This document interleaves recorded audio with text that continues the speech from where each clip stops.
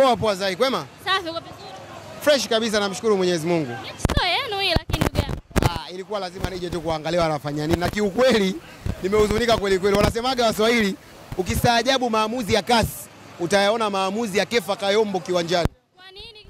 Wewe sasa tunamuona muamuzi familia. Yaani leo Simba wanatakiwa waondoke, wamshukuru muamuzi kweli kweli. Hii ni aibu kwenye ligi yetu tunaosema ni ya 4 mpaka ya 5 kwenye ubora barani Afrika. Muamuzi anachezesha kwa muundo ule, kwa tabia ile.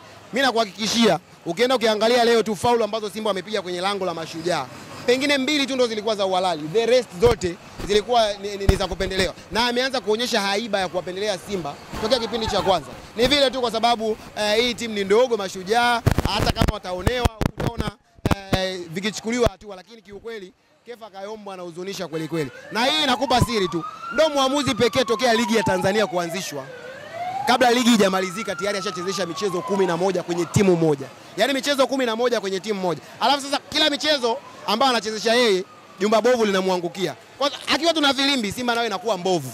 Mechi ya JKT umeiona, hamna penalti ya mwishoni. Mechi penalti na 3 umeiona kule na Mungo Majaliwa. Haya, njoo kwenye mechi la Tanzania Prison umeiona, njoo kwenye mechi ya leo ni vichekesho. Yaani hizi ni an endless drama za Kefa Kayombo. Na Kefa Kayombo bila kumumunya maneno ndo admini wa grupu la waamuzi ambao wameandaliwa kuipa Simba ubingwa. Yaani hii naongea iko wazi. Kefa Kayombo ndo admini wa grupu la waamuzi ambalo makosa ya Mashujaa ndo yamewagharimu. Makosa yapi? Ya kwanza was not a clear penalty kwa sababu mpira umegonga kwenye kifua umeondoka. Lakini anakuambia ni penalty. Njoo sasa kwenye misilaumu, unajua zile dakika kuongezwa, hata kama zingeongezwa 45 nyingine. Wape watu maamuzi sahihi. Kwa hiyo muamuzi ndo amewasababisha Simba wamepata alama 3, na hata kama wangepata moja bado ni muamuzi pekee. Kama timu ni mbovu kiwanjani, chezesha kwa haki. Na kilichonihuzunisha zaidi, yule Kibendera kaingia kwenye mfumo wa Kefa Kayombo. Kwa sababu Kibendera kila kitu alikuwa anamsikiliza muamuzi wa ndani anasema nini. Kiukweli hii ni huzuni, Mashujaa wanaondoka wamedhulumiwa. Walizulumiwa kule Kigoma, dakika zilizidi za nyongeza. Leo wamedhulumiwa kwa mapenalti ya uongo na kweli. Kwa hiyo tunawapa pole, lakini mwisho wa siku tunawaambiaje, huo ubingwa ambao wanautaka wa kuandaliwa hautakuwepo. Na huzunika kwa sababu mechi inayokuja lazima washinde. Mechi inayokuja wanacheza na tawi lao.